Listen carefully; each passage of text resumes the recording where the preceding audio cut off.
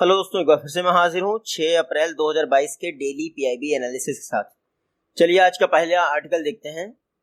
नई पहल स्कीम, अजीब सा आर्टिकल है। इस आर्टिकल में नई पहल स्कीम के बारे में डिस्कशन नहीं किया गया है। क्या बताया गया है? Ministry of minority affairs not implementing नई पहल स्कीम। हालांकि माइनॉरिटी अफेयर्स मिनिस्ट्री द्वारा कई सारी फॉलोइंग स्कीम्स जो है इम्प्लीमेंट की जा रही हैं, तो सेम चीज यहाँ भी मैंने लिखी है। Ministry of minority affairs not implementing नई पहल स्कीम। तो ये पहल स्कीम का मैंने लोगो यूज कर लिया। हालांकि वो नई पहल स्कीम जो है स्कॉलरशिप रिलेटेड स्कीम है। किससे रिलेटेड है? माइनॉरिटी अफेयर्स मिनिस्ट्री से। उसकी जगह पर कई सारी स्कीम इंप्लीमेंट की जा रही है, जैसे नई रोशनी। नई रोशनी क्या है? एक सेंट्रल सेक्टर स्कीम है। Women empowerment of minority sector, यानी वुमेन्स को लीडरशिप रोल में कैसे लाना है, लीडरशिप टेक्निक्स डेवलप करने के लिए नई रोशनी स्कीम इंप्लीमेंट की जा रही है। इसमें क्या होता है? 6 दिनों की नॉन रेजिडेंशियल और 5 दिनों की रेजिडेंशियल ट्रेनिंग दी जाती है प्रोग्राम इंप्लीमेंटिंग एजेंसीज द्वारा। उसके अलावा क्या होता है? ये जो नई रोशनी स्कीम है, इसमें महिलाएं शामिल होती हैं माइनॉरिटी कम्युनिटी की, जिनकी एज होती है 18 से 65 वर्ष की। ये जो प्रोग्राम्स हैं, ट्रेनिंग प्रोग्राम्स, किस किस चीज के विषय में ट्रेनिंग दी जाती है? वुमेन हेल्थ के विषय में, हाइजीन के विषय में, लीगल राइट्स क्या हैं, फिनेंशियल लिटरेसी, ये सब कुछ इस ट्रेनिंग में शामिल किया जाता है। तो Nai Roshni scheme minority community की महिलाओं के लिए है, 18 से 65 वर्ष की महिलाओं के लिए। याद रखिएगा, 6 दिनों की नॉन रेजिडेंशियल ट्रेनिंग होती है और 5 दिनों की रेजिडेंशियल ट्रेनिंग होती है। अभी तक लगभग 4.35 लाख वुमेन्स हैं जिनको ट्रेंड किया जा चुका है नई पहल स्कीम के तहत। नया सवेरा स्कीम देख लीजिए। फ्री कोचिंग और अलाइड स्कीम के तौर पर इंप्लीमेंट की जा रही है। इंडिया में 6 नोटिफाइड माइनॉरिटी कम्युनिटीज हैं, ये देख लीजिए। नया सवेरा स्कीम सभी के लिए इंप्लीमेंट की जा रही है। अभी तक 1.19 लाख माइनॉरिटी स्टूडेंट्स को क्या कोचिंग दी जा चुकी है, जो कॉम्पिटिटिव एग्जाम्स हैं उनके लिए। ठीक है। नई उड़ान स्कीम, यूपीएससी की आप तैयारी कर रहे हैं, स्टेट पीएससी की तैयारी कर रहे हैं, 2016 में स्कीम लॉन्च की गई थी। उसके बाद से फिनेंशियल असिस्टेंट दिया जा चुका है 9800 माइनॉरिटीज ग्रुप को। आज देखिए, आपको याद रखना है कौन कौन से स्कीम माइनॉरिटी सेक्टर से रिलेटेड है। कुछ साइलेंट फीचर्स याद रखिएगा, जैसे नई रोशनी स्कीम खास है तो उसका याद रखिएगा। बाकी नई मंजिल स्कीम भी इंपॉर्टेंट है। नई मंजिल स्कीम 2018 में लॉन्च की थी। पर्पस क्या था? जो माइनॉरिटी यूथ हैं 17 से 35 वर्ष की एज के, इंडिया में 6 माइनॉरिटी कम्युनिटीज हैं, उनके 17 से 35 वर्ष के जो यूथ हैं उनको फॉर्मल, देखिए पहली बात तो वो स्कूल जो है बीच में छूट गया, तो उनके पास स्कूल लिविंग सर्टिफिकेट नहीं है। ऐसे में वो आगे एजुकेशन कैरी ऑन नहीं कर सकते हैं, ड्रॉप आउट हो गए हैं। तो उनको कई सारे इंस्टीट्यूट की मदद से क्या स्कूल एजुकेशन प्रोवाइड करना, ये है नई मंजिल स्कीम का टारगेट, जिसमें 17 से 35 वर्ष के माइनॉरिटी यूथ को टारगेट किया जाता है। देखिए, जो 30% बेनिफिशियरी होंगे नई मंजिल स्कीम के तहत, वो गर्ल्स वुमेन्स कैंडिडेट होंगे। 5% सीट्स जो है पर्सन विद डिसेबिलिटी के लिए हैं, इतना याद रखिएगा। तो 30% माइनॉरिटीज, वुमेन एंड गर्ल्स के लिए हैं, 5% पर्सन विद डिसेबिलिटीज के लिए। ये जो नई मंजिल स्कीम है, ये क्लास 8 से लेके 10 तक की फॉर्मल एजुकेशन प्रोवाइड करती है, उसका सर्टिफिकेट भी प्रोवाइड करती है, स्किलिंग भी प्रोवाइड करती है आपको, ताकि आपकी एम्प्लॉयमेंट और लाइवलीहुड की जो जरूरतें हैं वो पूरी हो सकें। ऑल ओवर इंडिया में ये स्कीम इंप्लीमेंट की जा चुकी है। बेनिफिशियरीज कितने हैं, इतना रटने की जरूरत नहीं है आपको। नेक्स्ट आर्टिकल है, देखिए, पब्लिक प्राइवेट पार्टनरशिप के द्वारा मिशन इंटीग्रेटेड बायो रिफाइनरीज, ये क्लीन एनर्जी इनिशिएटिव है। इसके विषय में डिस्कस किया गया है डॉक्टर जितेंद्र सिंह जी द्वारा। तो देखिए, पब्लिक प्राइवेट पार्टनरशिप के द्वारा क्लीन एनर्जी प्रमोट करनी है, इसके लिए लॉन्च हुआ है mission integrated bio refineries. India में जितनी भी बायो रिफाइनरीज हैं उनको इंटीग्रेट करना है। ये मिशन किसने लॉन्च किया है? Mission integrated bio refineries, doctor Jitendra Singh, जो कि minister of state science and technology हैं। देखिए, ये एक मटेरियल एक्सेलरेशन प्लेटफॉर्म सेटअप किया जाएगा department of science and technology द्वारा, जो कि क्या करेगा? आर्टिफिशियल इंटेलिजेंस टेक्नोलॉजी के द्वारा नेक्स्ट जनरेशन कंप्यूटिंग की टेक्नोलॉजीज द्वारा कैपेबिलिटीज को बढ़ाएगा। कैसे? बायो रिफाइनरीज को इंटीग्रेट करेंगे, फिर यहाँ पर आर्टिफिशियल इंटेलिजेंस टेक्नोलॉजी का यूज करेंगे, कंप्यूटिंग जो नेक्स्ट जनरेशन क्वांटम कंप्यूटिंग जैसी टेक्निक्स हैं उनका यूज करेंगे, और बायो रिफाइनरीज का प्रोडक्शन इनहांस करेंगे। जो फॉसिल फ्यूल है उनको बायोफ्यूल से रिप्लेस किया जा सकता है। इसका टारगेट भी आपके मिशन इनोवेशन के तहत दिया गया है। ये मिशन इनोवेशन है, इसका टारगेट क्या है? लो कार्बन फ्यूचर जनरेट करना, यानी क्लीन एनर्जी पर फोकस करना। ये है मिशन इनोवेशन का टारगेट। देखिए आप ये देख लीजिए, ग्लोबल एमिशन जो होता है ट्रांसपोर्ट से उसका कितना होता है? नियरली 1/3, यानी जो ग्लोबल एमिशन होता है उसका 33% किससे आता है? ट्रांसपोर्ट से। इस 33% का 25% और बढ़ जाएगा 2050 तक, यानी आप ये मान के चलिए 33 का आपका बढ़ गया कितना? 8% इसमें, यानी ग्लोबल जो आपका ग्रीन हाउस गैस एमिशन है वो ट्रांसपोर्ट से कितना हो जाएगा? 40% हो जाएगा, अभी 33% है। Develop and demonstrative initiative solutions जो है लॉन्च किए जा रहे हैं। पर्पज है 2030 तक जो फॉसिल फ्यूल्स हैं 10% जो फॉसिल फ्यूल बेस्ड फ्यूल्स हैं उनको बायोफ्यूल से रिप्लेस करना। जो आपका ये मिशन है 10% फॉसिल फ्यूल को बायोफ्यूल से रिप्लेस करना, इसको इंडिया और नीदरलैंड द्वारा कोलैड किया जा रहा है। बाकी कई सारी कंट्रीज शामिल हो गई हैं। देखिए मिशन इनोवेशन में ये 6वां मिशन है जिसको हाल ही में लॉन्च किया गया है क्लीन एनर्जी को प्रमोट करने के लिए। पर्पस क्या है? पर्पस है मिशन इंटीग्रेटेड बायो रिफाइनरीज। ये 6वां मिशन है मिशन इनोवेशन के तहत। मिशन इनोवेशन इन सब चीज़ों के लिए लॉन्च किया गया है, इतना याद रखिएगा। क्लीन एनर्जी के लिए मिशन इनोवेशन लॉन्च किया गया है। ये ग्लोबल इनिशिएटिव है जो कि क्लीन एनर्जी को अफोर्डेबल, अट्रैक्टिव, एक्सेसिबल बनाने के लिए काम करेगा इस डिकेड में 2030 तक। इसीलिए शायद 2030 का टारगेट भी रखा गया है।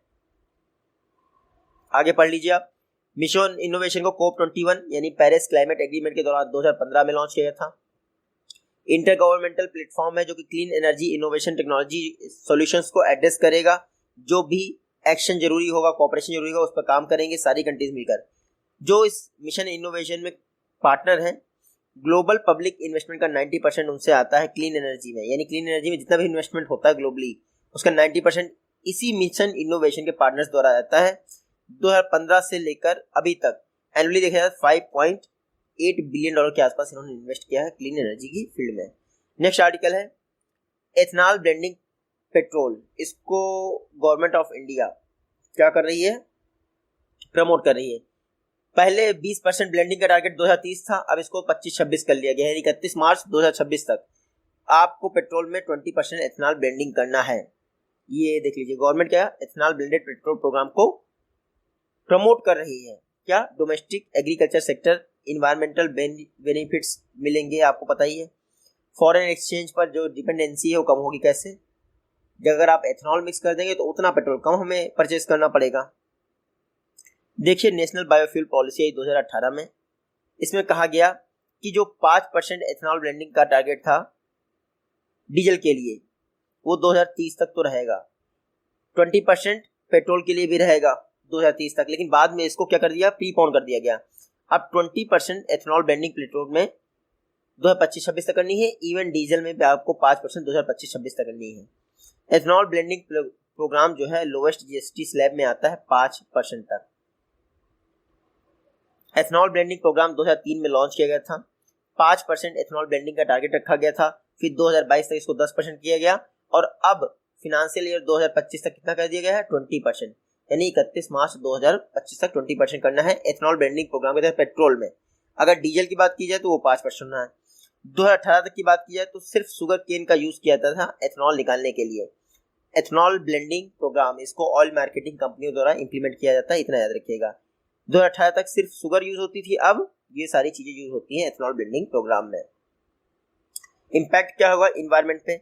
अगर आप 20% एथनॉल यूज कर लेते हैं तो फ्यूल जो है 20% कम होगा। कार्बन मोनोऑक्साइड इसकी वजह से 50% टू व्हीलर्स में कम होगा और 30% फोर व्हीलर्स में कम होगा। तो हाइड्रोकार्बन एमिशन रिड्यूस होगा अगर अनब्लेंडेड पेट्रोल है और ब्लेंडेड पेट्रोल है, तो आप आसानी से अंतर देख सकते हैं। प्रधानमंत्री एम्प्लॉयमेंट जनरेशन स्कीम, अब देखा गया है कितना एम्प्लॉयमेंट जनरेट हुआ है। देखिए MSME ministry, khadi and village industries commission द्वारा प्रधानमंत्री एम्प्लॉयमेंट जनरेशन स्कीम को इंप्लीमेंट कर रही है, यानी प्रधानमंत्री employment generation scheme ministry of MSME के तहत आती है। पर्पस क्या है? देश में सेल्फ एम्प्लॉयमेंट की अपॉर्चुनिटीज को क्रिएट करना। सेल्फ एम्प्लॉयमेंट अपॉर्चुनिटीज प्रधानमंत्री एम्प्लॉयमेंट जनरेशन स्कीम के तहत रूरल और बैकवर्ड एरियाज में इम्प्लीमेंट की जा रही हैं। इसी क्रम में हनी मिशन लॉन्च किया गया ताकि जो बी कीपर्स हैं उनको विलेज लेवल पर ही ट्रेंड किया जा सके और सेल्फ एम्प्लॉयमेंट जनरेट करें, साथ ही साथ वो लोगों के लिए भी एम्प्लॉयमेंट जनरेट करें। कुम्हार सशक्तिकरण प्रोग्राम, ये मिनिस्ट्री ऑफ एमएसएमई का क्या है प्रोग्राम है। पॉटरी, व्हील्स, ब्लंजर्स, इन सबको प्रमोट किया है ताकि कुम्हारों का जो ये बनाते हैं कुल्हड़, इसका यूज हो सके। हम लोग प्लास्टिक के कप यूज करते हैं, प्लीज प्रीफर कुल्हड़, ठीक है, ऑन द प्लेस ऑफ आपके ये जो भी आपके प्लास्टिक कप यूज करते हैं उनकी जगह। मिनिस्ट्री एमएसएमई इसको इम्प्लीमेंट कर रही है। क्रेडिट गारंटी स्कीम एमएसएमई के लिए सीजीटीएमएसई की बात करें तो collateral free credit facility provide की जाती है। गारंटी कवर भी प्रोवाइड किया जाता है सीजीटीएमएसएमई के तहत, जो कि 50% से बढ़ाकर 85% कर दिया गया है क्रेडिट का, यानी 2 करोड़ तक का आप क्रेडिट ले सकते हैं।